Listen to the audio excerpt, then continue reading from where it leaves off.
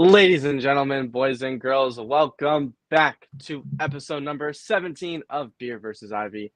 I'm your co-host, Sanger Saw, brought to you with the best co-host in the nation, Mr. Jackson Gross. Jackson, it's Monday. How are we doing today?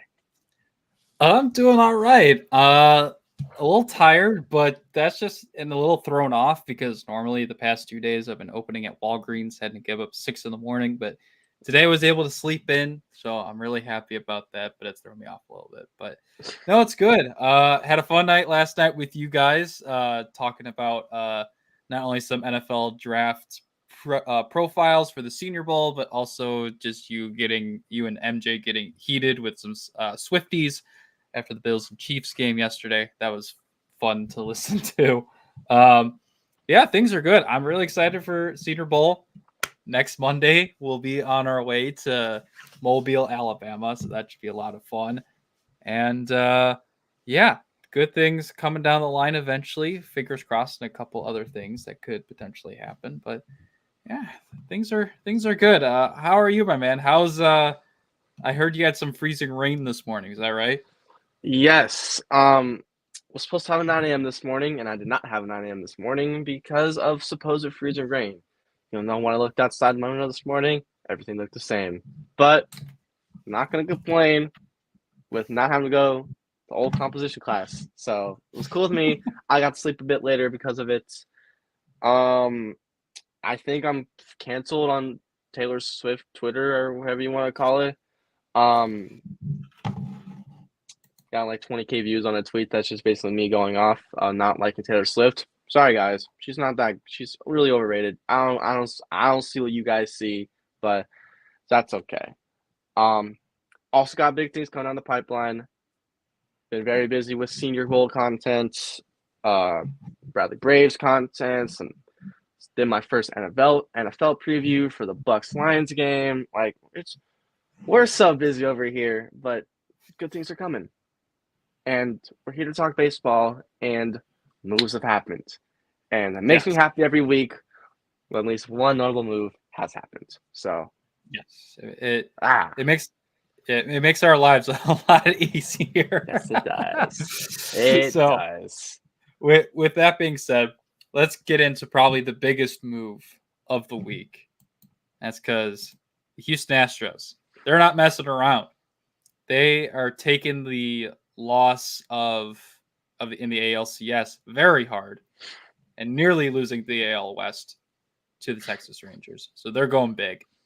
They have signed former Brewers and Padres closer Josh Hader to the second largest contract for a relief pitcher in MLB history, just behind Edwin Diaz of the Mets for 5 years, $95 million.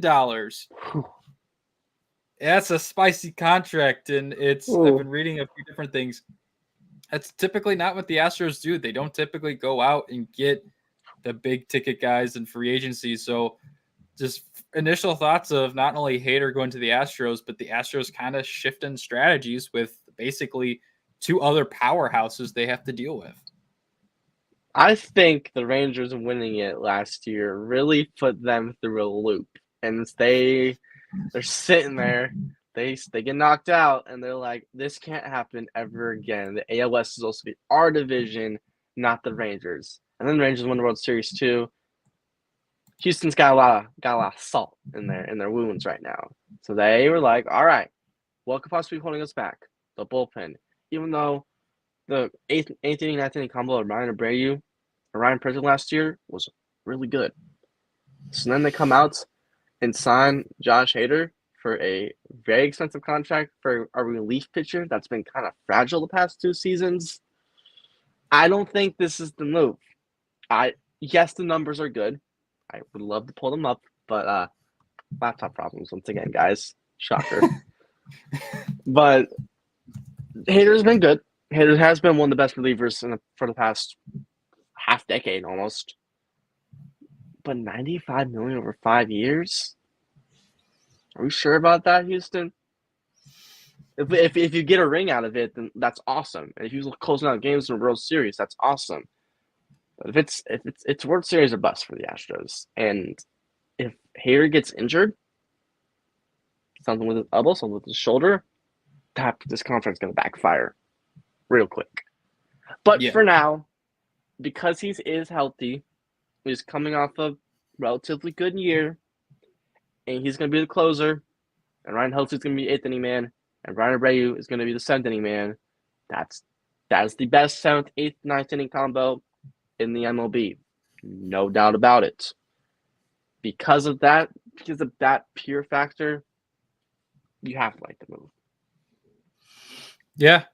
And who knows, they may end up trying to ship off a Ryan Presley or try and recoup some assets elsewhere, because they could probably use some first base help unless Jose Abreu turns things around this year. Maybe they could swing for a veteran catcher. I know they already have a couple. I know they signed Victor Caratini. They got a young guy behind the dish, but just some things to think about. But yeah, just taking a look. Hader is a 5-time All-Star. Was an All-Star last year. Had a 1.28 ERA, 33 saves, 5 blown saves. He had 85 strikeouts in 56 innings. The big concern with him, though, is the walks and the walk percentage, because he had 30 walks in 56 innings, 4.8 walks per 9. Not the greatest look for a closer when you're going to be in a lot of games that are going to be decided by a run or 2 runs. It's very rare that you get in for a save spot where it is that 3 runs. So Josh Hader's good. But like you said, there's going to be some injury concerns with the shoulder. Always just is with any pitcher, shoulder, elbow, forearm, that's going to be the main concern. But I'm happy he's out of the NL. Be perfectly honest. I was happy when he wasn't with the Brewers anymore, and now I'm happy he's not in the NL anymore.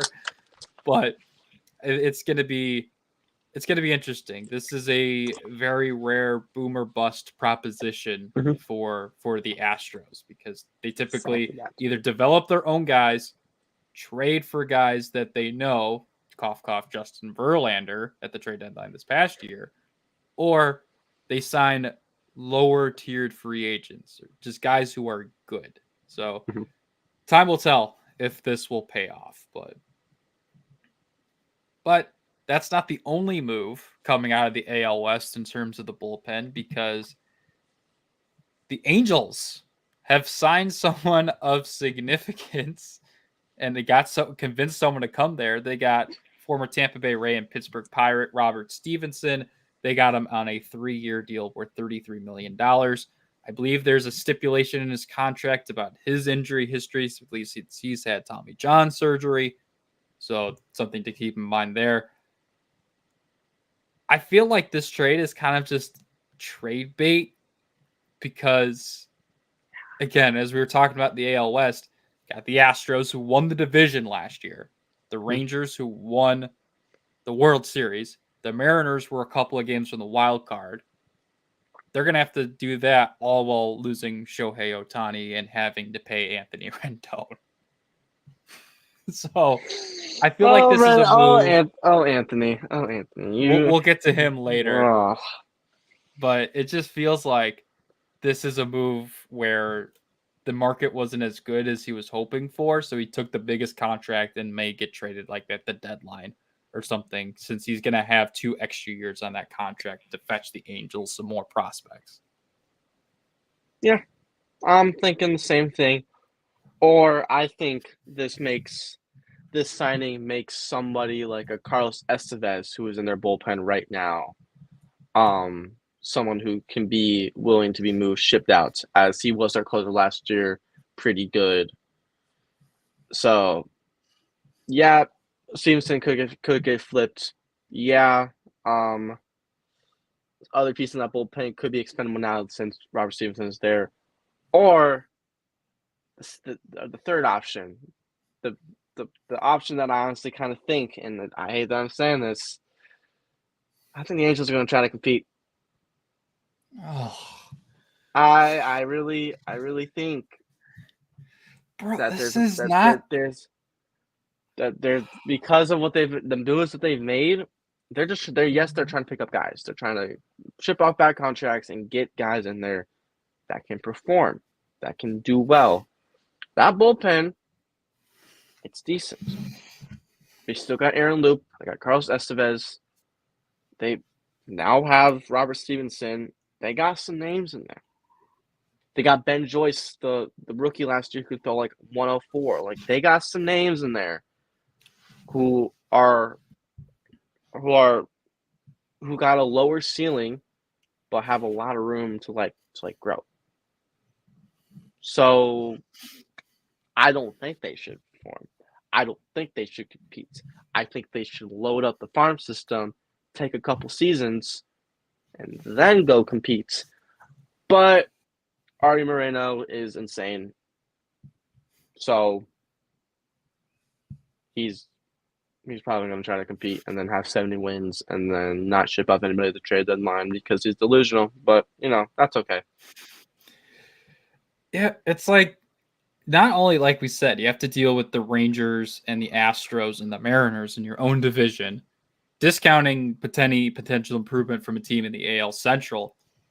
You have Baltimore, who won the AL East last year. You have Tampa Bay.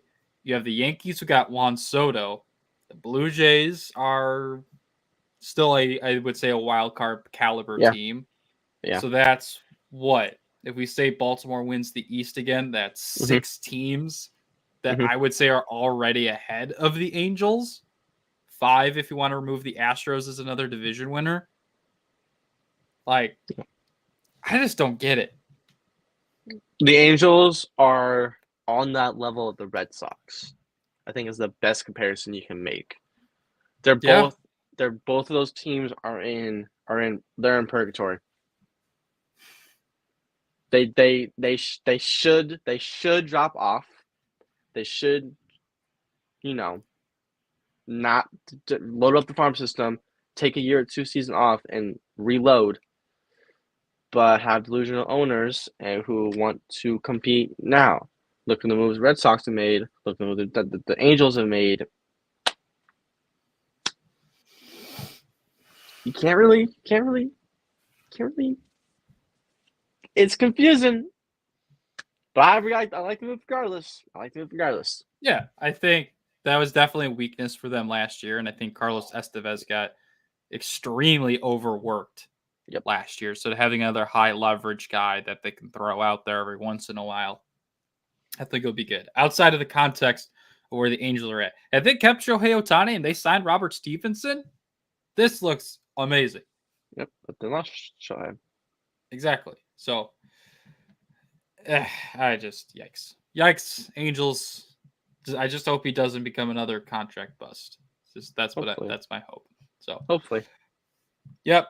But speaking of relievers who were good, I guess is the best way to put it. We're struggling. That's okay. Sorry. The Blue Jays, they got themselves a reliever, but not from technically MLB free agency. They signed this guy out of international free agency, and that is Yariel Rodriguez out of Cuba, the WBC star.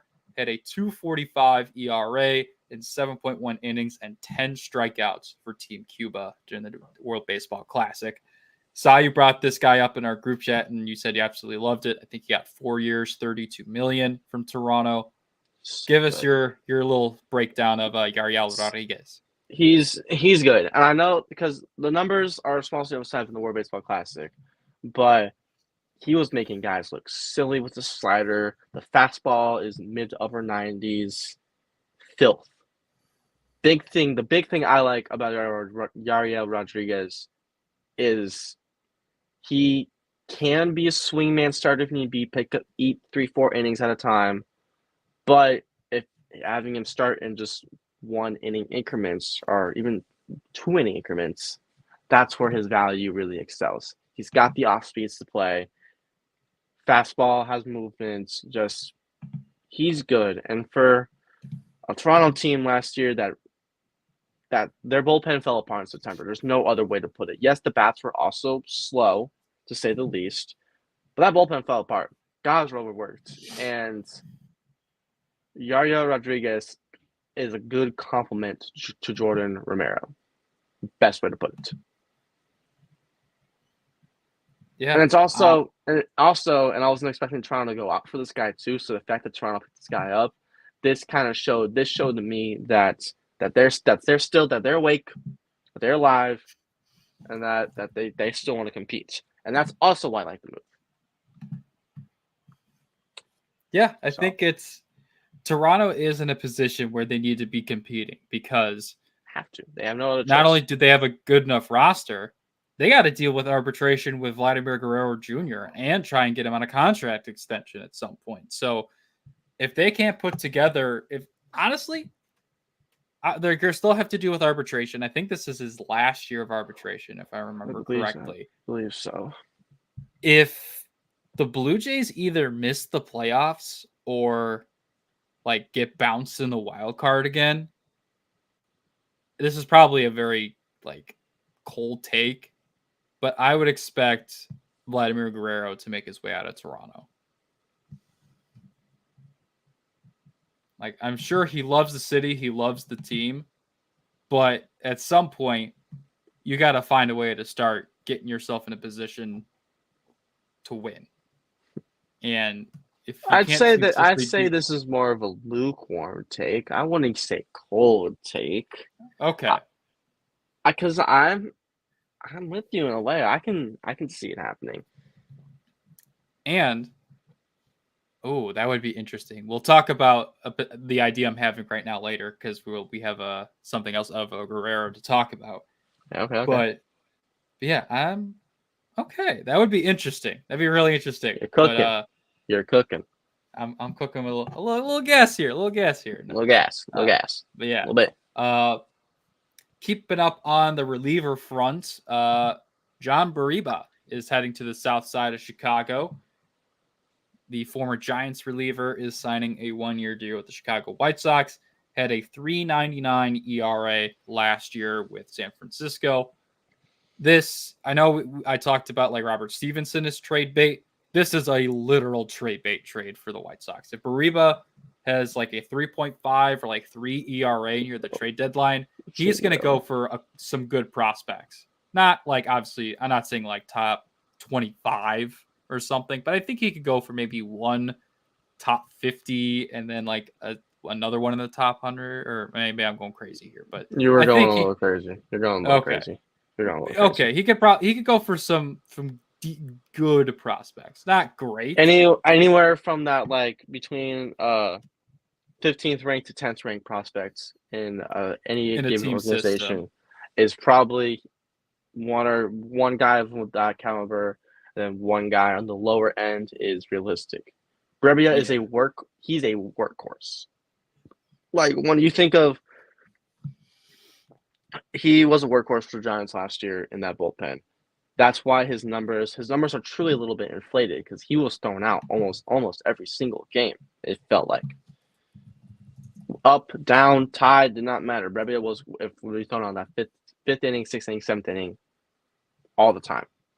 But with the Giants, not the Giants, with him signing a 1-year deal with the White Sox, it's 100% a trade bait. He's going to be in more high level situations, which is going to give him more value.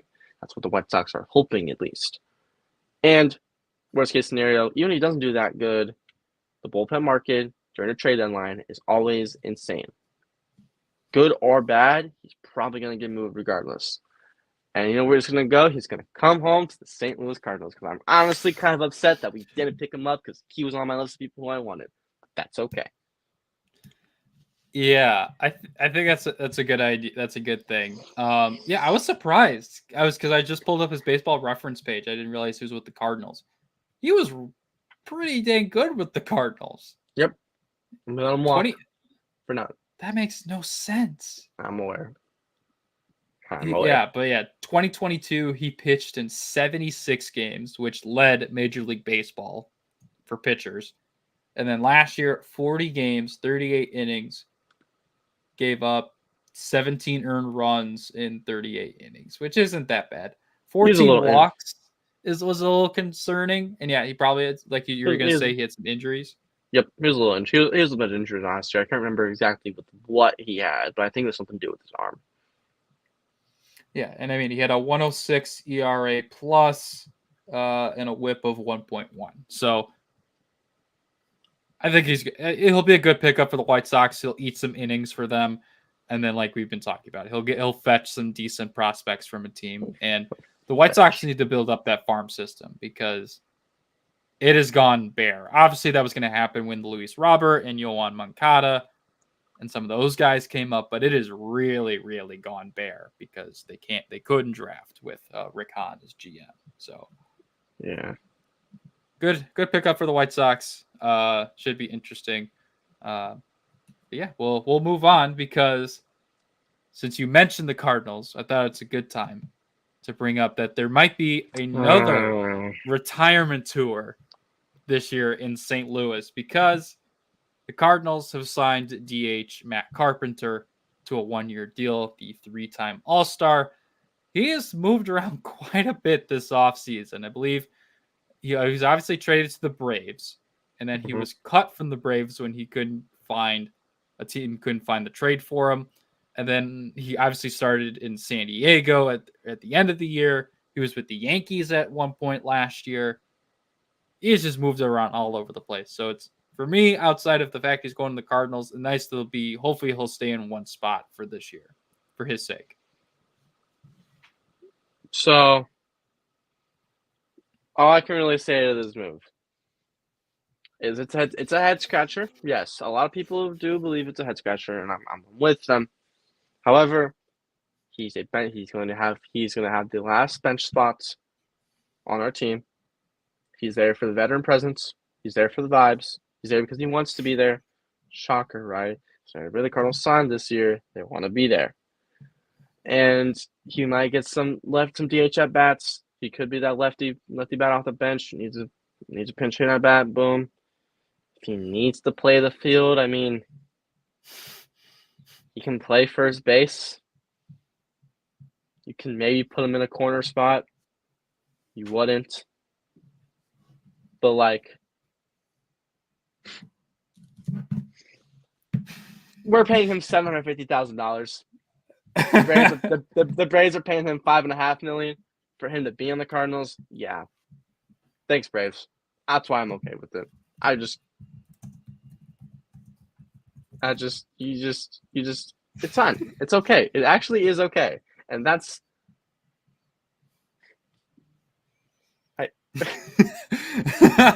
God, I hate Jack sometimes. That was hilarious. I know. I just responded back to. I just saw that. Oh my god! Yes, Jack says specifically we. Okay. Anyways, it's cool. It's cool. We're cool with it. We're all right with this. Worst case scenario, if he does do bad, he can DFA'd. However, realistically, this season is going to be his last season. It is a retirement tour. He's a Cardinal. He's a future Red Jacket Hall of Famer for the Birds on the bats. He's here for the vibes. Him, Lance Lynn, Dan Descalzo, we just got all of the 2011 team back here. Yeah, I think that's cool. Wait, that's a lie. Carpenter wasn't on the 2011 team. He was on the 2013 team. Yeah. Oh well. Here for vibes. For vibes. I think I saw a stat that Lynn, Carpenter, and like Kyle Hendricks are like the last three guys. And Salvi. Salvi are the last 4 guys to be on the team that they won a World Series with since like 2016 or something. Mm-hmm. Yeah, that's that crazy. Is crazy. It's crazy to think. Yeah, because Mookie's not on the Red Sox anymore. Nope. Scherzer's not on the Nationals anymore. Nope. Bellinger's not on the Dodgers. Oh my god, that's weird. Freddie Freeman's not on the Braves anymore. It's insane. I'm telling you. It's insane. I never really sat down and thought about that. Okay, though. It's weird to think. I'm telling you. Speaking of retirements, we actually had a couple last couple of days, and that is catcher Tony Wolters and reliever Colin McHugh. Shout out to Colin McHugh. I had no idea he was from Naperville, Illinois. So shout out to my Chicago suburb brethren. McHugh had a 3.72 ERA in 967 strikeouts in 992 innings over his 12-year MLB career, which he had 9 seasons of MLB service. Tony Wolters had a career, was not as decorated. He had a 2.0 career WAR and only had 1 season where he played more than 100 games. So, one big name, one decent name leaving the game of baseball. Colin McHugh was a dog when he was in his prime with the Astros. Whew. Yep. Filthy. Yeah, let's see.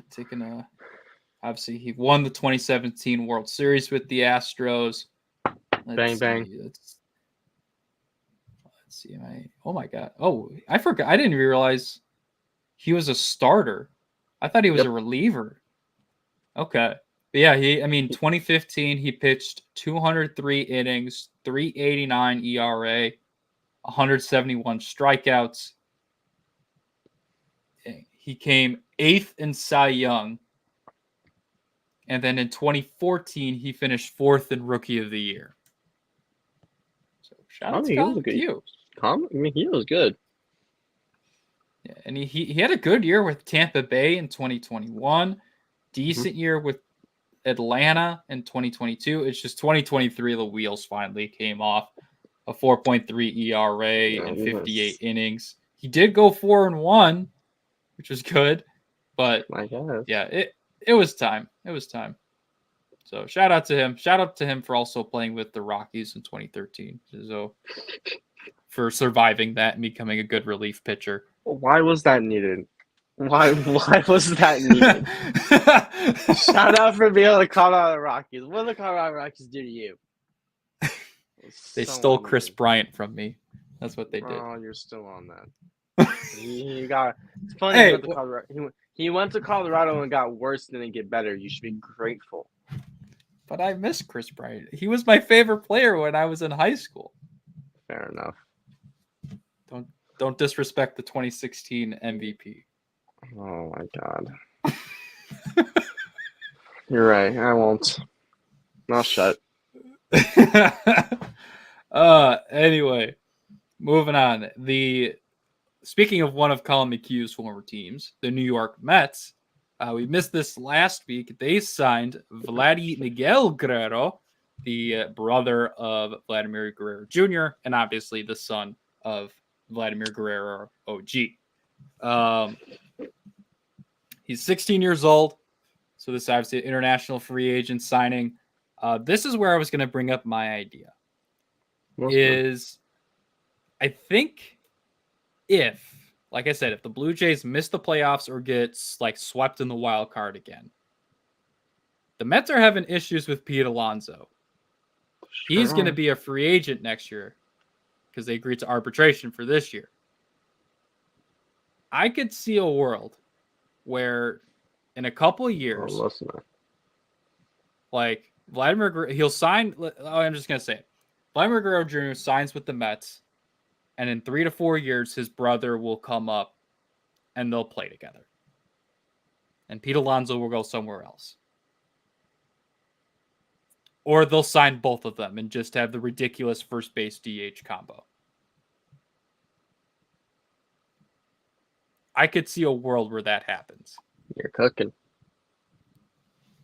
Vladimir Guerrero Jr. with Francisco Lindor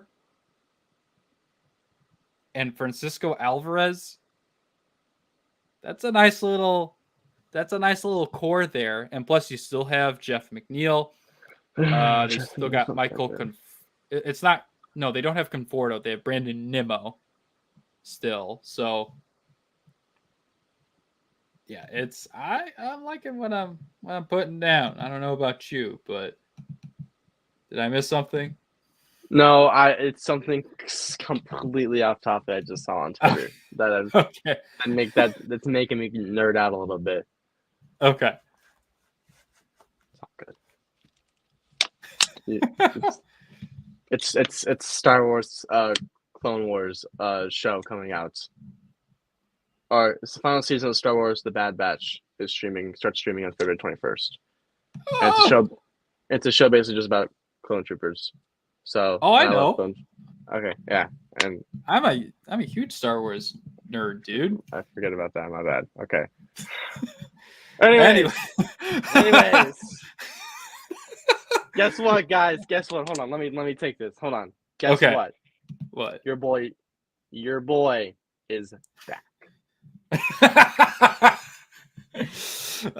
Yes, he is. Yes, he is. Brian Serven, the legend himself, is back in Chicago. He was claimed by the Cubs initially, and then he was released, and then he was claimed again after Toronto got rid of him. So the third string catcher is back in Chicago. Colorado Rockies legend. Let's go! Oh my god. Man, I can't wait for Brian Serven to throw out Alec Burleson this season. I can't wait. I knew this was coming. I knew it was coming. The fact that I now can do that and I didn't do it, I'm kind of mad at myself. That's okay. That's what I'm still here for. I know, I appreciate it. All right. Speaking of, I don't know how to segue that, but we got a little bit of obviously some good beef going on between the San Francisco Giants and the Los Angeles Dodgers. On June 30th, when the Dodgers come rolling into AT&T, or not AT&T Park, AT&T Park. Whoa there. I know, throwback. The Giants, I almost said the 49ers, the Giants are going to be giving away 15,000 Mickey Mouse ear hats as the Dodgers come rolling into town. Obviously, the joke being the Dodgers have only won one World Series, 2020, the Mickey Mouse year. Shout out to the NBA bubble for making that a meme. I'm loving this. Like, this level of pettiness between division rivals is so awesome. It's so small, and there's probably not a real connection there. It's probably something like the Giants agreed to with Disney. It just happens to also be like the Giants are being petty, and I'm so here for it. It's definitely petty, and that's why. Oh, the trolling gets better though. The trolling gets better though. If you think the Mickey Mouse ears are bad from when the Dodgers come to San Francisco, when San Francisco goes to LA, the Dodgers are going to be giving out Max Muncy bobbleheads from when Max Muncy pimped the absolute shit out of a home run into McCovey Cove and proceeded to point at it. That bobblehead. So it's trolling on a whole nother level between both sides, and I'm here for it. Yeah, it's awesome. I love it. More teams should do this, and that's going to come down to teams just being better and having beef. So I'd love to see something like, I don't even know what's a good example. Like, when the White Sox come to play the Cubs, there's a bobblehead of Christopher Morel's walk-off from last year. Or when the Cardinals come to play the Cubs, have a bobblehead of old Mike Tauchman robbing the home run. Yes. Hey, shout out Mike Tauchman, Bradley Braves, Hall of Famer. Palatine Punisher himself. The GOAT himself. Shout out Mike Tauchman. The fact that I had the opportunity to meet him on Saturday but saw family instead, I'm kind of mad about, but that's okay. No. I know. It's okay. Family comes first. Family comes first. Family comes first. True. Gotta get him on the show though, man. Hey, I would have loved to Loved it. But it's okay. It's all right. It's all right. It's all right. It's all good. Yeah. Moving on though. We'll go back to some good Cardinals vibes, and that's the fact that Adam Wainwright is heading to the Fox Sports booth as a broadcaster now that he's officially in retirement.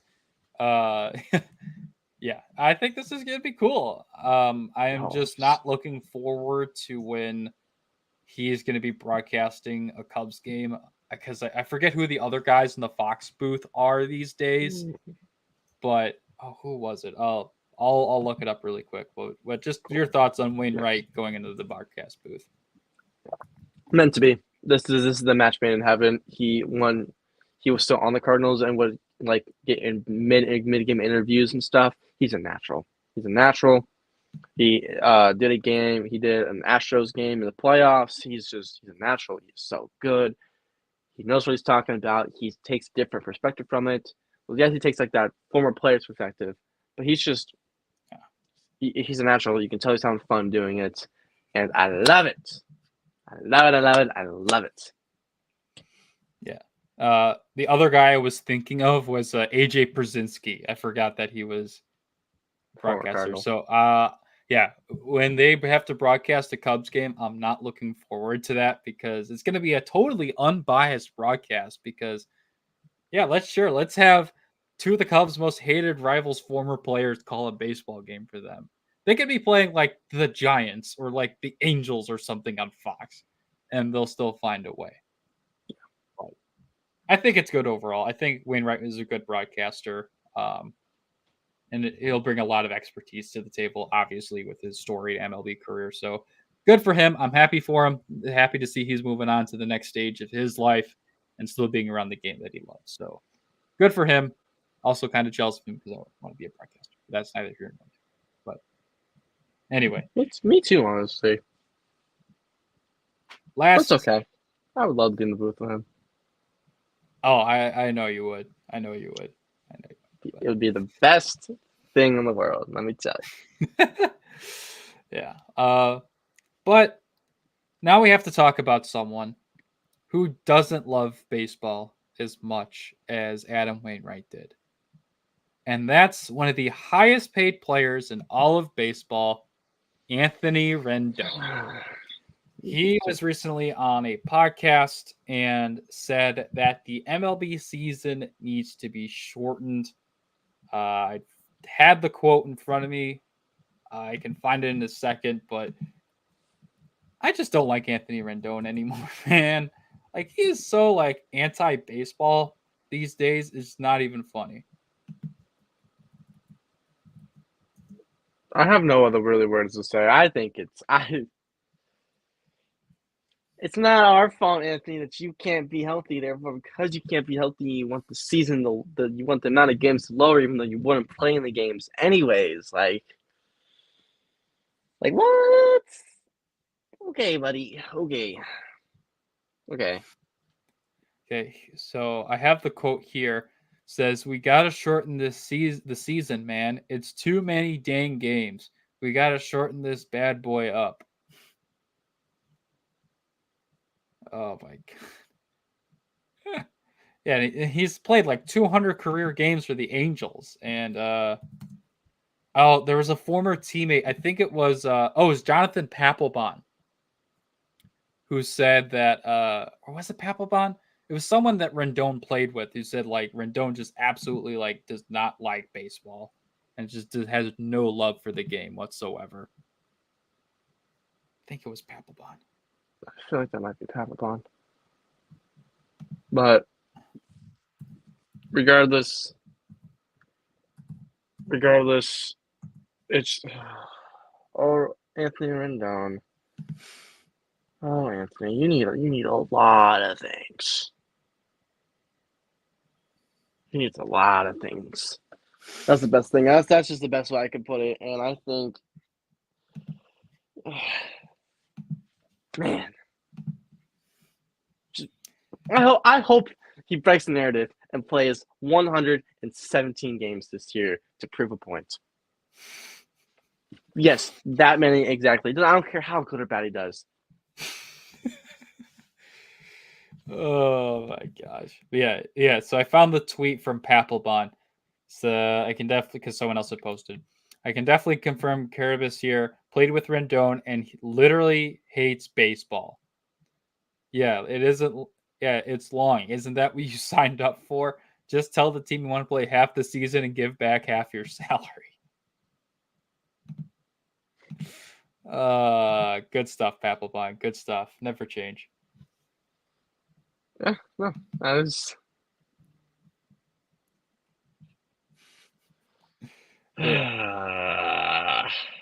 But you know what Anthony Rendon would need with all the injuries he's dealt with over the last few years? You know what he needs, I wonder, what could he need?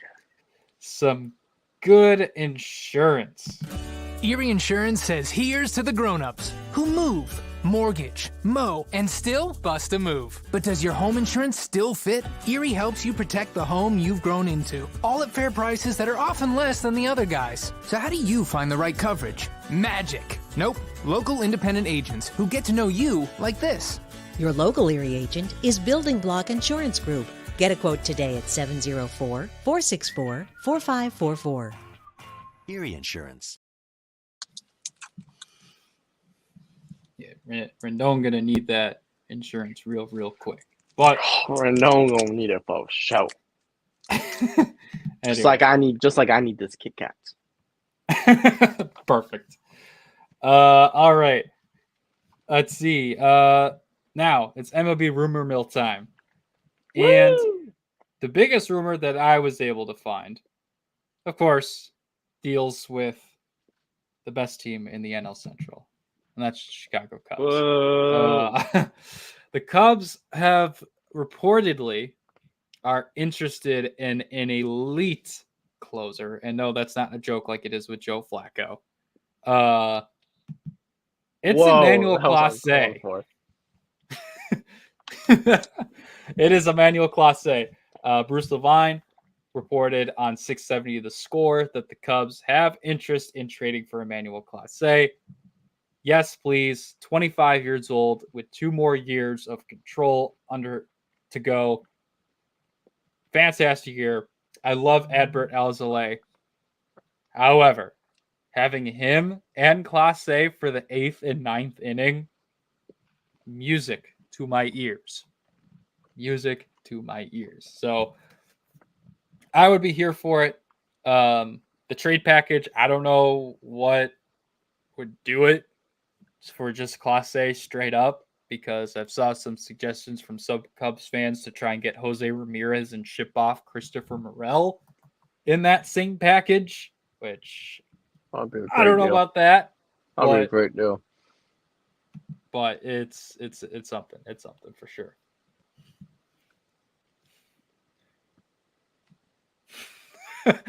I truly to this day, I'm never going to understand. This is my bold take of the day. I have one bold take a show, and this is my bold take. I will never, ever in my existence understand why Cubs fans think Christopher Morel is so good.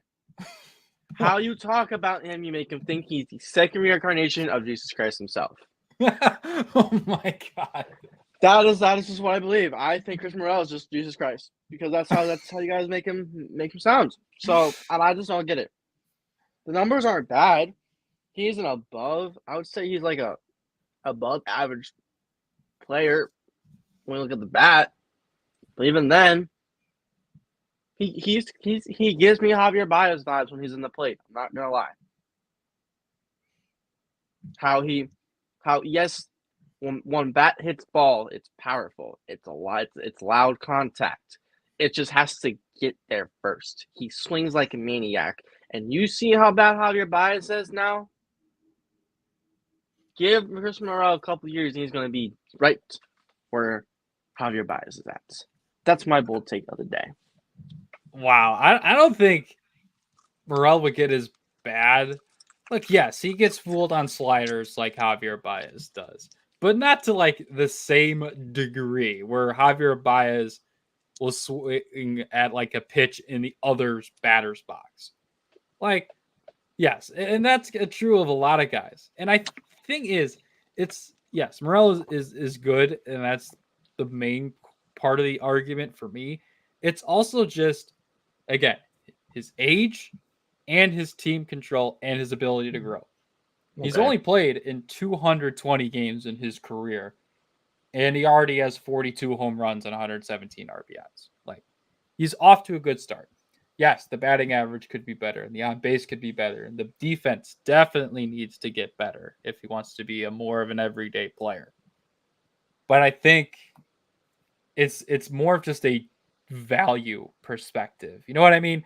It's like, and it's also, for me, it's Jose Ramirez is 31. It's not to say that he won't be good for a few years, but Morel's going to be 25 this year.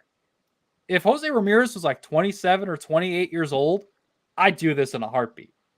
Heck, even if he was 29, I'd do it. It's the fact that Ramirez is 31. I think he's under contract until he's 35. You don't know how many good years you're going to get out of Jose Ramirez. You may get 2 or 3 before things start to fall off, and I'd rather have the potential of Morel getting as good as Jose Ramirez was. Potentially. I don't know if he is. He may just have a couple of good years and it's all over and he ends up being a bust. That's entirely possible. But again, I'm riding high on the potential. He's an awesome he's a good player. So again, there are packages I would trade him in this year. Just to be clear, I'm not a full-on like, do not trade Christopher Morel this offseason. That's not where I'm at. It has to be for the right package. Like, I would have done a couple other big prospects for Juan Soto. And on that note, I respect that. However, I still don't think he's that good. Well, you're not going to change my opinion. Just saying. That's fair. That's fair. That's fair. Yep. You're right. That's the big rumor I was able to find. There's a couple other things, but nothing super of note. Again, Cody Bellinger update. More likely than not, he's going to end up back with the Cubs. It's just what the contract is going to be. Not seeing a ton else out there in the rumor mill. But, Sai, I have to ask, what the heck is going on with MLB Network these past couple of days? Last week, they released their top 10. They did a fan vote for top 10 second baseman, and that was bad. That was like really bad. Then they come out with their own top 10 second baseman. And here's the list. I'll get rid of the banner here in a second. Let's take a look at this. We have, what do we have here? What is this? Oh, it's so. What So are you bad. doing? What is you doing in the background? Okay, that's fine. Anyway, all right. So the top 3. I think that's fine. Mookie Altuve, Semien, 1, 2, 3. I think that's very legit.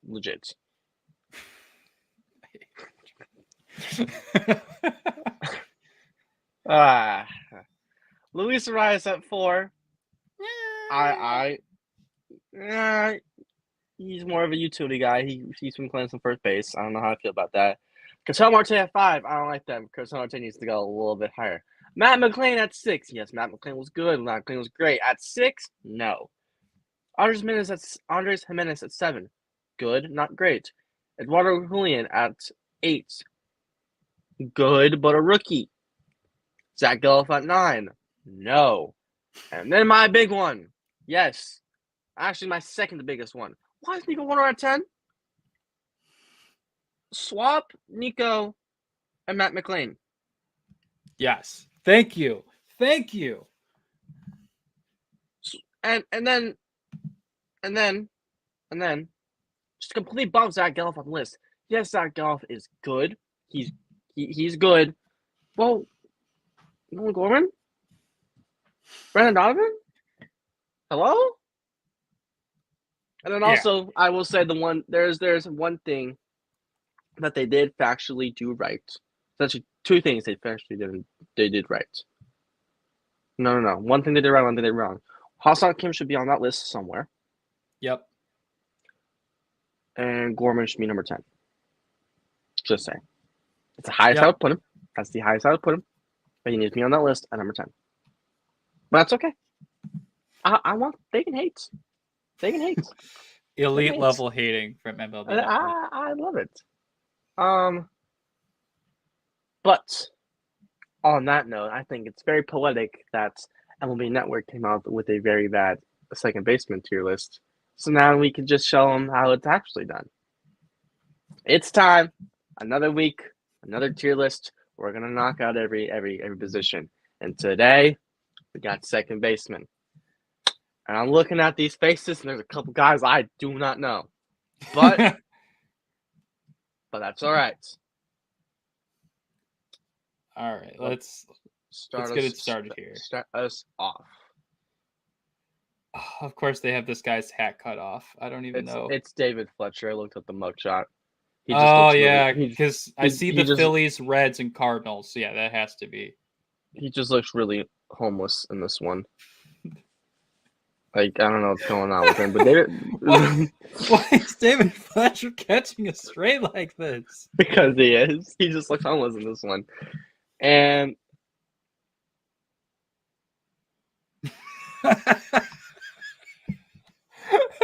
no, I'm shocked too. Trevor Story could easily have been number 8 on that list, and I don't think anybody would have batted an eye. Like, I'm with you on that one, Jack. I'm with you. But anyway, David Fletcher, below average, I assume. Oh, he's kind of bad now. Let's see. Hold up. How did David Fletcher do last year? Not great. Fletcher. It's okay. And now I'm gonna figure out who the hell these two Royals second basemen are. 247 and he was injured all of last year, I think. Yeah. He only played 33 games. Yep. I agree. I agree with our boy Jack here. Hell tier for David Fletcher. Yes, it is still hell tier. Good job. Okay. So I changed it because initially wasn't, so I changed it. Good. So this first Royals second baseman, I'm not sure who it is. The second Royals second baseman that's right by Luis Reyes is Michael Massey. Michael Massey is below average. Yeah. He has the potential, but he has not been able to show it yet. Is that, for the other Royals guys, that Nicky Lopez?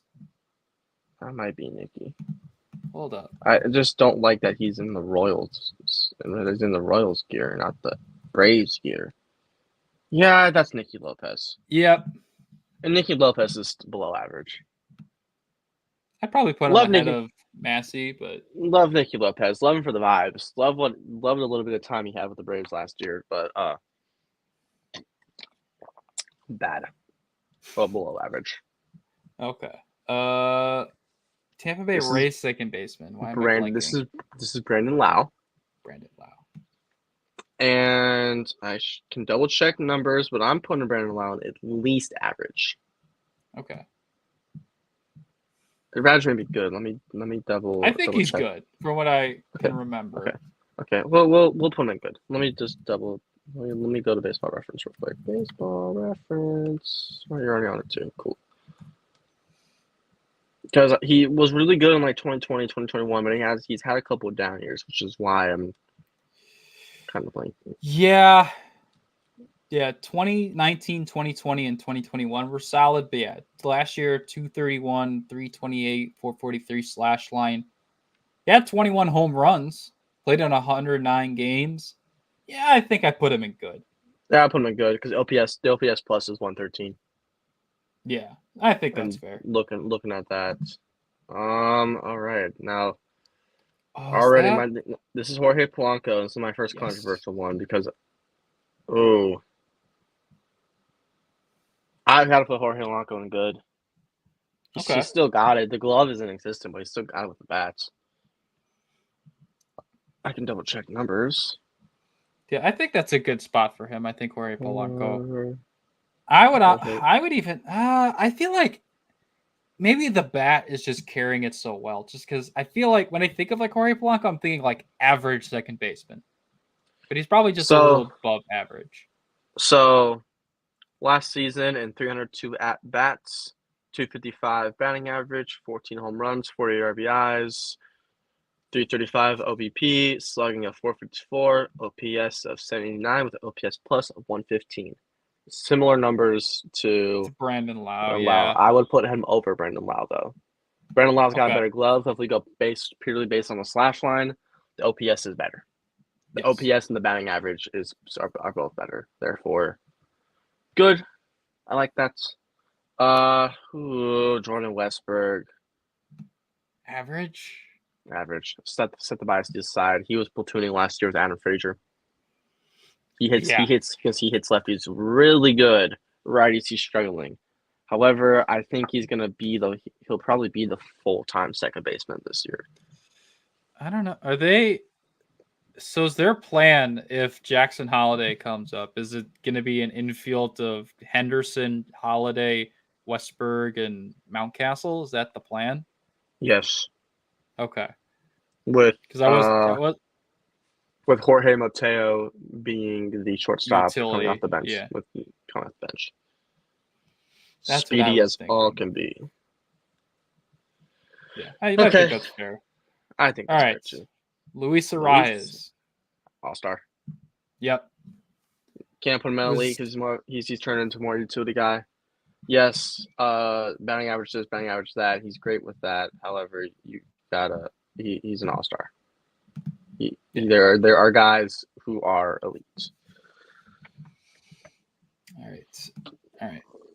Nico Horner, all-star, better than Luis Arraez.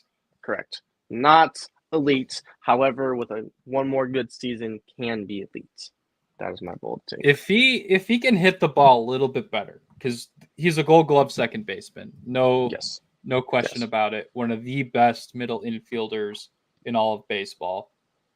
The average was good this year. He had a 5.1 WAR, 283 batting average, 68 RBIs, 9 home runs, 43 stolen bases.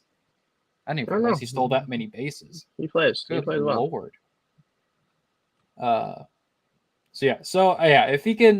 If he can get those power numbers up a little bit to where he's hitting like 10 to 15 home runs and hitting around the same average and stealing bases, I think he could definitely be in that elite tier. I'm with you.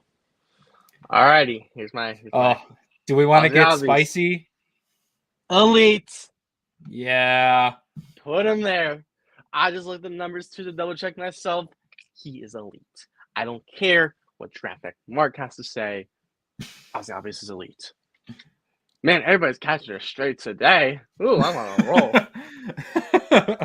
All right, I'm gonna read off Albies' stat line because it makes me it's actually really cool to look at. Okay. In 596 at bats, 33 home runs, 109 RBIs, 280 batting average, 336 OBP, slugging of 513, OPS of 849 with an OPS plus of 124. That's elite. Getting paid minimum wage here for Albies. I agree, Jack. I agree.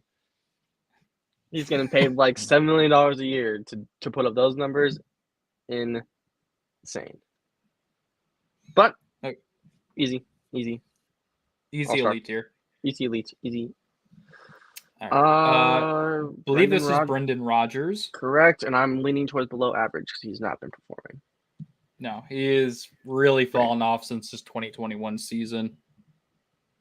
Yeah, he can be below average. This has got to be Geloff next. That is Zach Geloff, and Zach Geloff is good.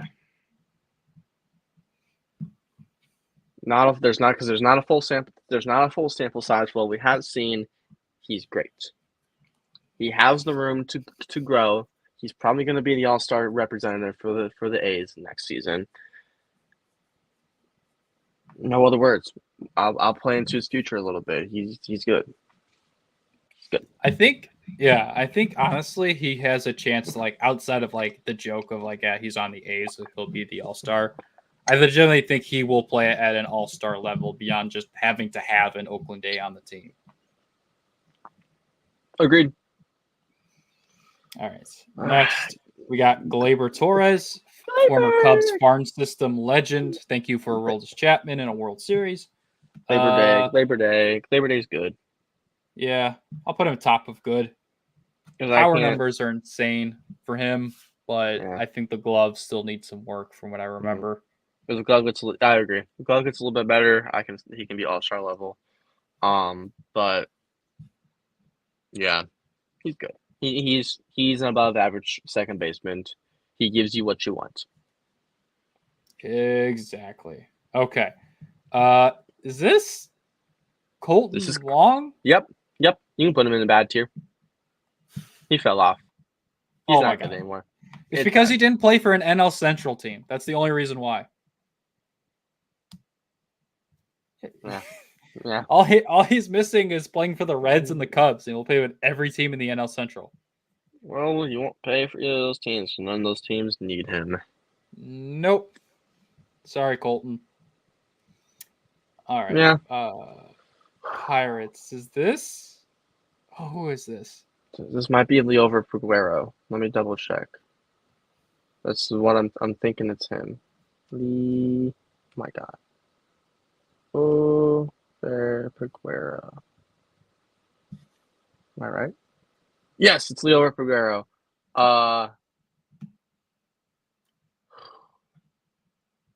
have to put him average or below average. Is that about right? I gotta put him back into low average only because he's young. Like very back end, very last person of low average, and 198 at bats, 7 home runs, 26 RBIs, 237 batting average, 6 stolen bases, on base percentage of 280, slugging of 374, OPS of 653, OPS plus of 77. Only reason why he's in the back end of low average is because he's young and the glove is decent. Yep. All right. Who is this other Mariners guy? Jose Caballero. And he was the utility guy last year. He can go in below average. He got traded to the Rays for Luke Raley. He's going to compete for the shortstop. He's going to compete. Right. He's going to compete for the shortstop position. 237 batting average. It's a small sample size. But in the sample size, it hasn't been great. Therefore, below average. Matt McClain is next. I don't even know his stats from last year. I know he's pretty good. I'm gonna say it now. Matt McClain is an all-star. There's a reason why the Reds are probably gonna move Jonathan India, and it's so Matt McClain can play every day at second base. Yep. Okay. Yep. I just saw his numbers. Okay. Yep. All-star. Yep. And it's crazy because the Cardinals were doing bad last year, and when the Reds started to get good, I started actually really paying attention to the Reds. I'm not saying Rays. I started really paying attention to the Reds, and that's how I learned about the whole McClain, all these young guys that they have. He's good. Yeah, that's 290 average and OPS plus of 129. Really solid glove. Yeah, I agree. He should be a top 10 second baseman. I agree. All right. This is Luis Garcia. And frankly, I'm leaning toward below average because he's had 3 seasons in the league and he's not been good. All right, then I'll put him right here then. Moving on. Nothing really. Yeah, there's nothing special with him. I'm trying to pull up his. What? Yeah. I'm trying to pull up his stats. So double check. All right. Yeah. 447 at bats, 266 batting average, 304 OBP, slugging at 385, OPS 688, OPS plus 90. I put an average. I'm giving him benefit of the doubt. He was highly talented for a little bit, so benefit of the doubt. Luis Garcia can be average. I believe this is Rengifo. Yes. Okay. I'm thinking high end average. Yep. When he's on, he can be good. However, consistency is a big problem with him. So, yeah, I like average. Okay. Who do we get? Is this This is Donovan? Gorman. This is This is Nolan Gorman. Gorman. This is Nolan Okay. Gorman.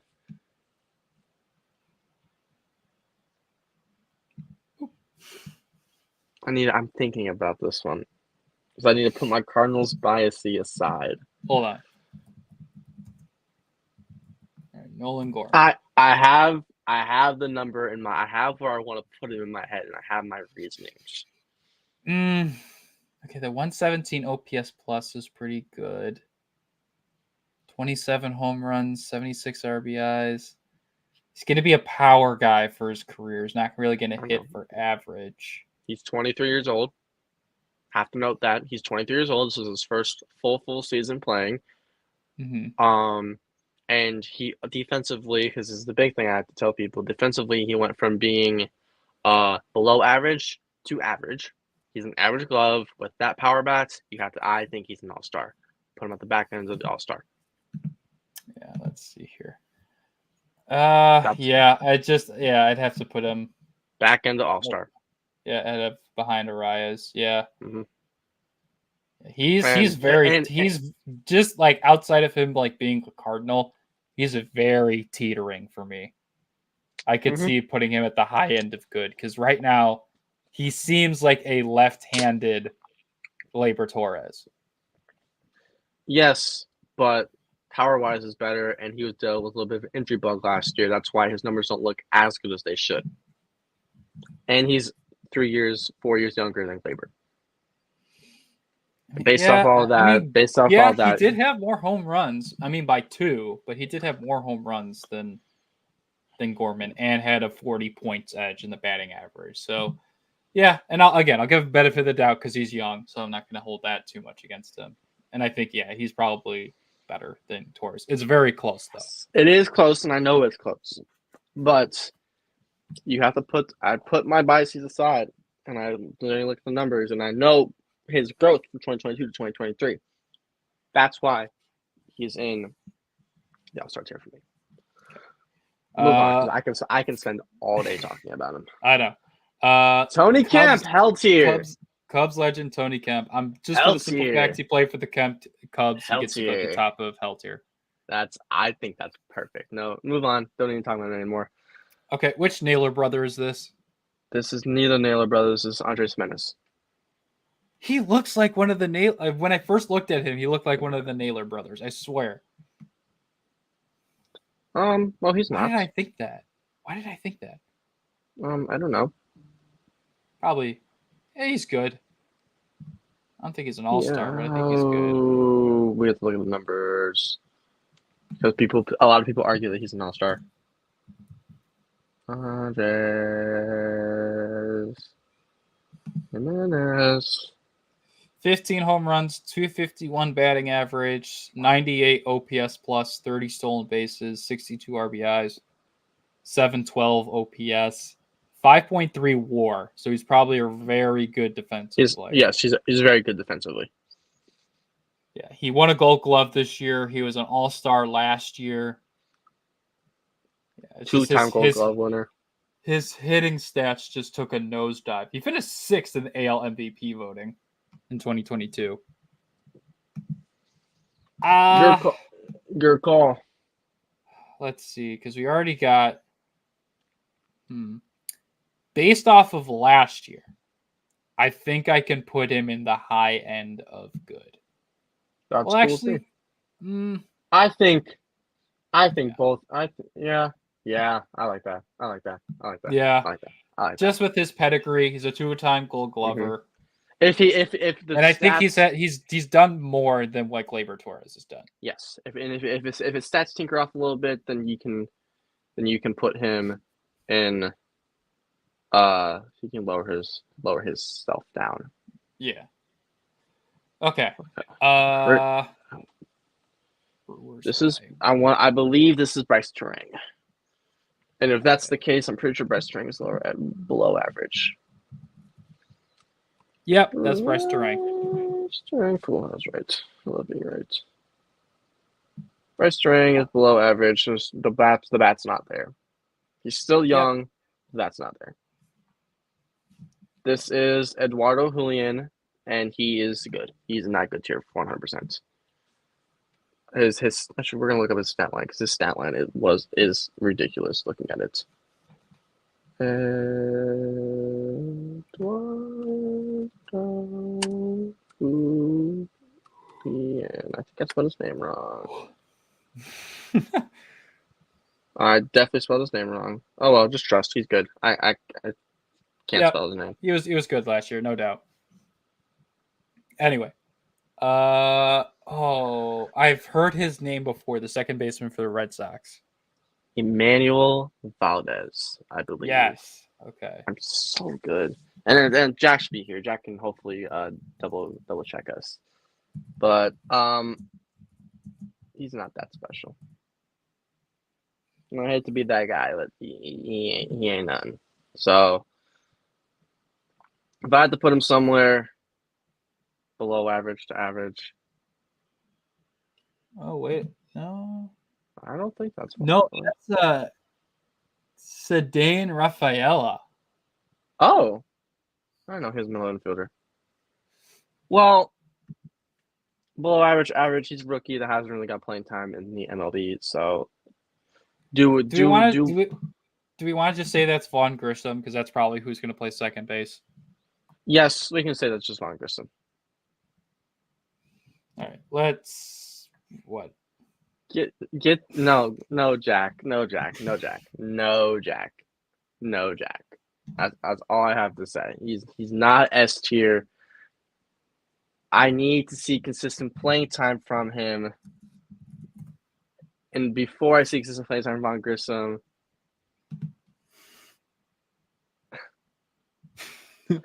let's compromise, guys. Let's compromise. We'll put him in average. We'll say we will specify that this is supposed to be Vaughn Grissom and that he's average. Yeah. Until we see the consistent playing time for him, we'll see what he does in a full season. Easily room to improve. Yeah. Jeff McNeil, average. Top of average, I would say. He's fallen off. Yep. He had a bit of a resurgence in the second half of the season, but yeah, he's not as good as he used to be. I believe, is that Tommy LaStella? That looks like him. I don't know. That is my king, and unfortunately, he is also fallen off hard. Yep, that's Tommy LaStella. That's a hell tier representative right there. I just looked at his as a reference. What happened to the man I love? I don't know. The 53 OPS plus is pretty scary. Not gonna lie. Oh my yep. God. Yep. Bro. Yep. 53 OPS plus is pretty scary. So I think there's a reason why. It hasn't had an OPS plus above 80 since 2021. Oh, and let's not forget he was the All-Star for the Angels in 2019. Oh, we know. Let's move on though. That's old Rugiador, and Rugiador can go in hell tier because Rugiador is not in the MLB anymore. Yep. Goodbye, Rugi. Thank you for getting beat up by Jose Bautista. Oh my God, that does not even look like Odor. I know. Now it does. Like for what I remember. Okay, heard. Is this Josh Rojas? There's no way this is Josh Rojas. Yep, that's Josh Rojas. Josh Rojas is. I don't know. Let me look at this. Let me. My initial thought is average. My initial thought, looking at his numbers, 78 OPS plus is a little concerning. 245 batting average, 314 at bats. 0.4. Yeah, that's high and below average. Yeah. And but he's gonna get good. He's gonna get more consistent playing time this year with the Mariners.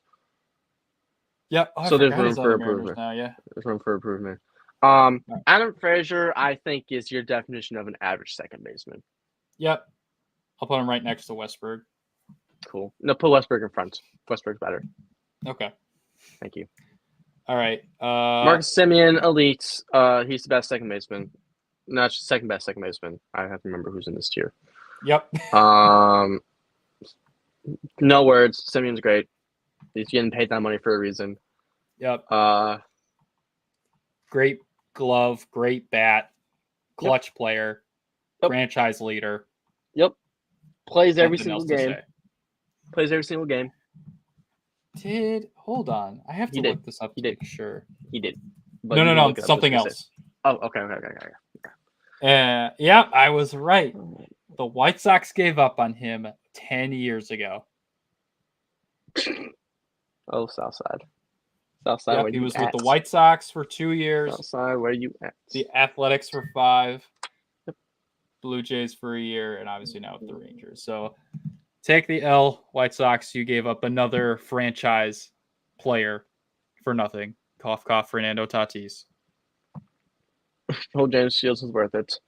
Yeah. All right. Bryson Stott. Back into good. Yep. I'll put him ahead of Geloff. Yeah, but because he is good. Sample size, yeah. Sample size is shown. He can be a good player. He can be clutch when need be, but he's not everything that Phillies fans say that he is. Hate to break it to you. Yep.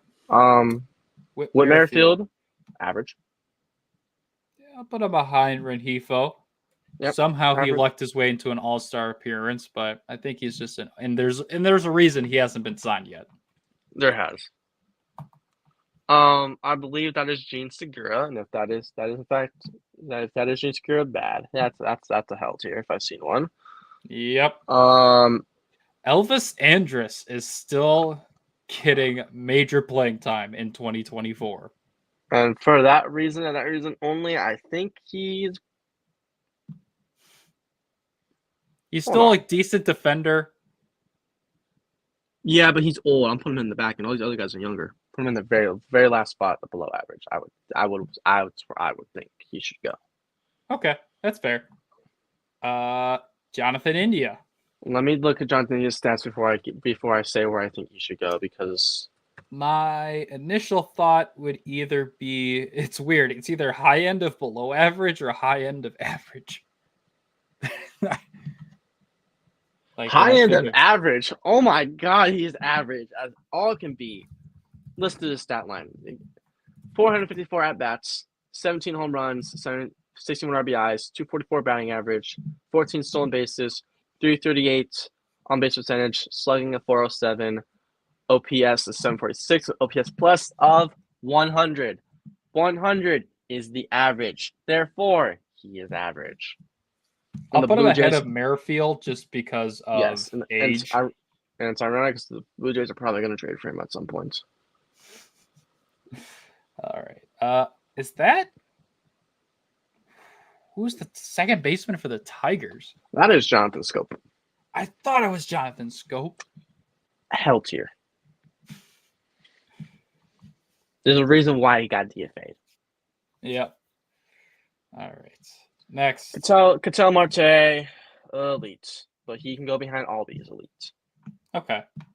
That's fair. Yes. All right. This is Andy Ibanez. And I know because I went to a Tigers game last summer, and I saw Andy Ibanez hit a home run. Below average is where I want to put him. But let me double check his stats because I want this list to be accurate. Andy. 264 batting average, 312 on base, 433 slugging, 102 on base, or 102 OPS plus. Yeah, I would even say average. Yeah, I'd say put him in the back end of average. Put him behind Frazier. Yeah, actually no, put him behind.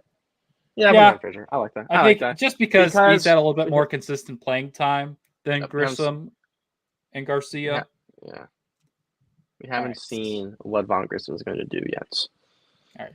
Ha-Sung Kim. All-star for sure. Just where? I think in front of Like, Matt McClain. I was gonna say, I didn't want to be Actually, the. Yeah, I'll let you. I'll give you your Cubs bias. See, they're very comparable. They are very comparable second basemen. Yeah, And honestly, because we they could be interchangeable. They're both great yes, defensively. They could both play both middle infield spots. agreed. They just got to keep working on the hitting department, but that's already in a really good spot for the both of them. I think Kim may have a little bit more pop in his bat.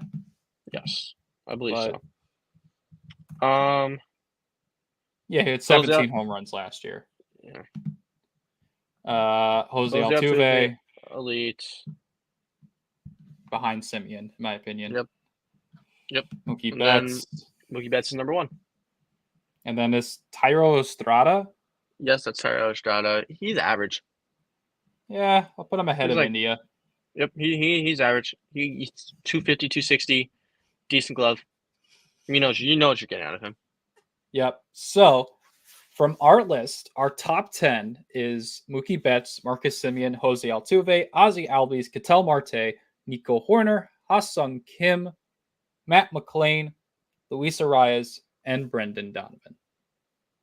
Or Norland Gorman. God damn it. I was so close. I went 9 for 10.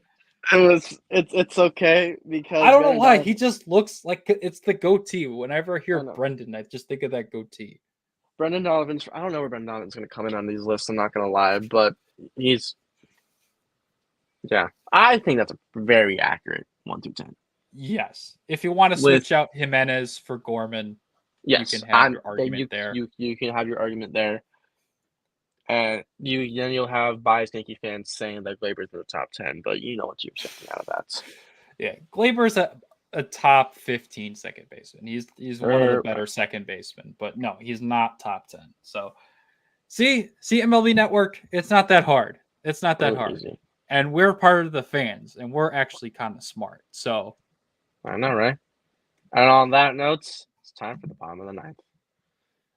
Yeah, I think you have one more thing that you want to do before we get out of here. It might have to deal with something to get some pep in our step. I do. After this list, you know what I need right now?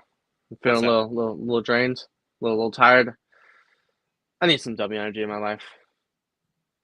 For those who don't know, Old W, our sponsors, our guys, they're the best. They're the best. They're the best of the best. W was formulated to give you focus and energy with no jitters or crash.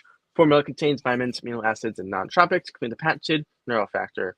W contains no calories, no sugars, no maltodextrin, no fillers, no artificial colors. They're great.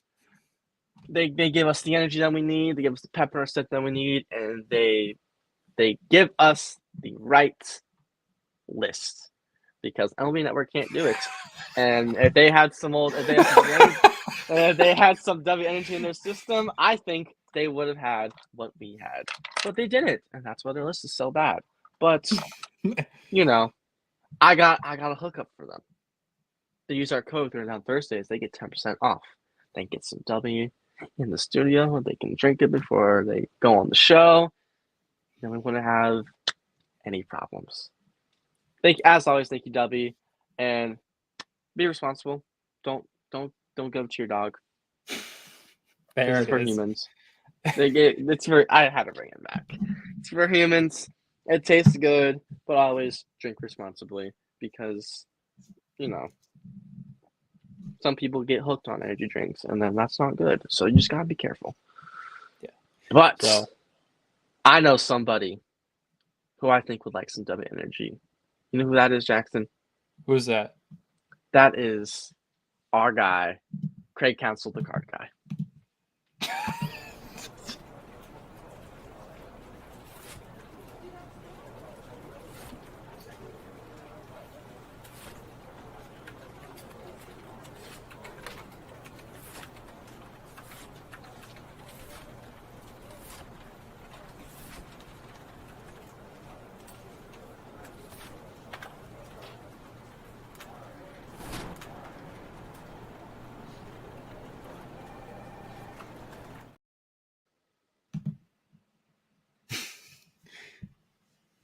Craig Counsell is the card guy. You heard it here first. I've been saying it since we wrote Craig Counsell news on this show. That Craig Counsell looks just like the card guy. And that's okay. But on that note, that is all we have for today's episode of Beer vs. Ivy. Stay tuned next week as we will not be live at our normal 12 o'clock noon Central Time. We'll be live around 5 p.m., 6 p.m. next week. And all we can say is you'll see why. No spoilers over here. Mm-hmm. You'll see why. But yes. That's all I got. Good episode, Jackson. Yeah, and just to remind everyone, I had to ask someone else. Are we going to tell them why we're not going to be live at noon next week? No. Splash Brothers. No. You just gotta stay tuned. You just gotta stay tuned. All right. Thank you, everyone, for watching. We will be back next week live with another tier list. You guys get short snaps next week. Yeah, so that should be some good stuff because obviously Dansby Swanson is S tier. So yeah. No, I second that actually.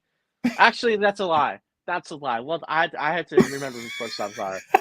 He's all-star for sure, but let's look at this next week. Look at this next week.